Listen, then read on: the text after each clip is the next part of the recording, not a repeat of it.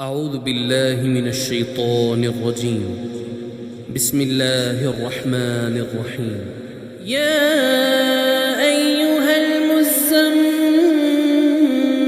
قم الليل إلا قليلا نصفه أو انقص منه قليلا أو زد عليه ورتل القرآن ترتيلا إنا سنلقي عليك قولا ثقيلا إن ناشئة الليل هي أشد وطئا وأقوم قيلا إن لك في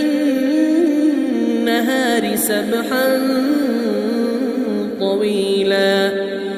واذكر اسم ربك وتبتل إليه تبتيلا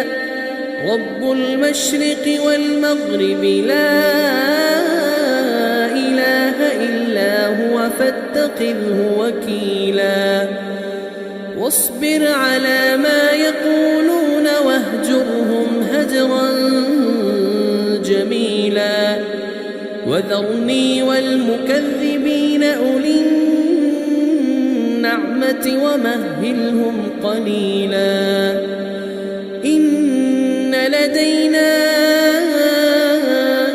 أنكالا وجحيما وطعاما ذا غصة وعذابا أليما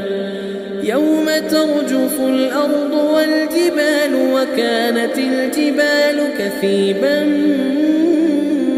مهيلا إنا أرسلنا إليكم رسولا شاهدا عليكم كما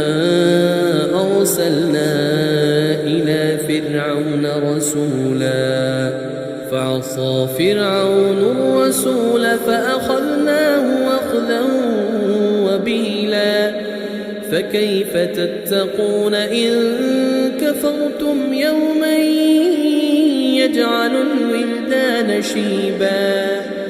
السماء منفطر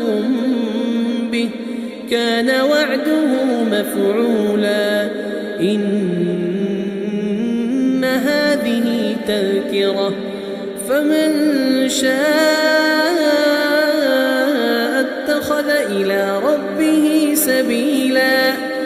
إن ربك يعلم أنك تقوم أدنى من ثلثي الليل ونصفه وثلثه وطائفة من الذين معك والله يقدر الليل والنهار علم أن لن تحصوه فتاب عليكم فاقرؤوا ما تيسر من القرآن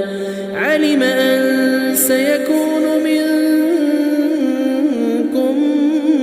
مرضى وآخرون يضربون في الأرض يبتغون من فضل الله وآخرون يقاتلون في سبيل الله فاقرؤوا ما تيسر منه وأقيموا الصلاة وآتوا الزكاة وأقرضوا الله قرضا حسنا وما تقدموا لأنفسكم من خير تجدوه عند الله هو خيرا وأعظم أجرا واستغفروا الله